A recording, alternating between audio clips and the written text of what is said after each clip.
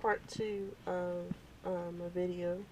Um, it's not much left. I left off saying that if you don't acknowledge Esther as his wife, and you claim to love him and follow him and everything, and you don't respect her, then you don't respect him.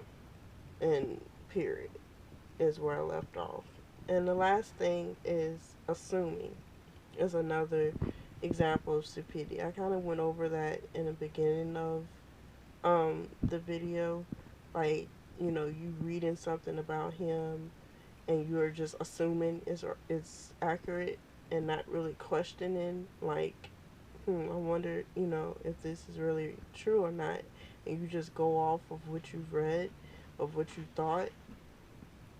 It's stupid because it's no different than, I use a lot of analogies to help you understand what I'm trying to say.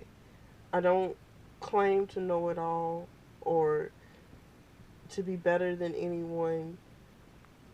Whenever I do these videos, and sometimes I get stuck, and I ask him, like, help me help them, help me explain what you want me to say, and he comes right away and helps me explain it in a way that people who may not know or may not experience can understand.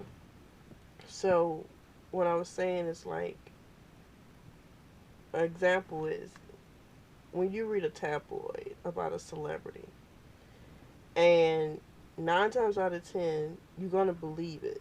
When you read it, you're gonna read it and you'll be like, what, they did that, or they said that, or whatever.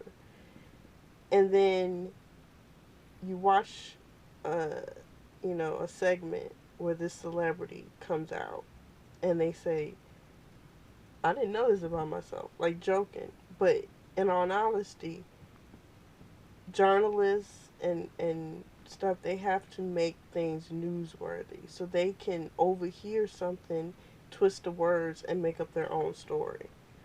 I used to want to be a journalist. I was a journalism major in college, and that was something that kept me from doing it. Was when I found out that that's what they do. They take the truth and they twist it to make it newsworthy. I decided I didn't want to be it because I didn't want to be dishonest like that. I didn't want to build a career off of being dishonest.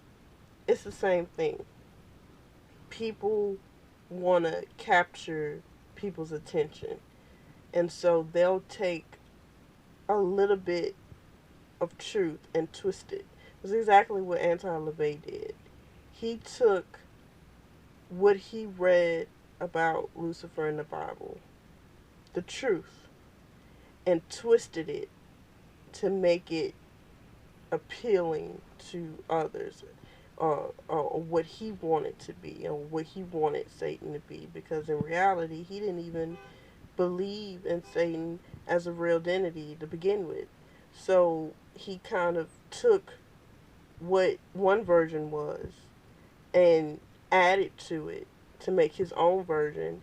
And now here we are all these years later, and that's how people um, perceive him, perceive Satan, based off of what LaVey said.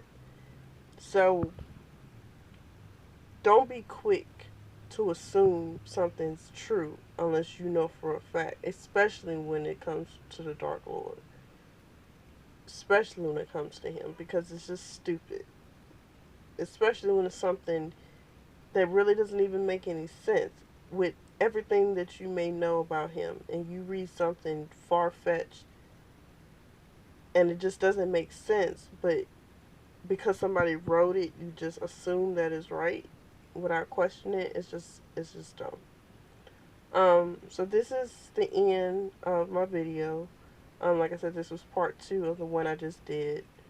Um, if y'all have any questions, leave them in the comments in the bottom, and I will do my best to answer them. And my Facebook page is www.facebook.com/Satan's only in all caps wife. You can also visit my business site at www.facebook.com/Jaleesa,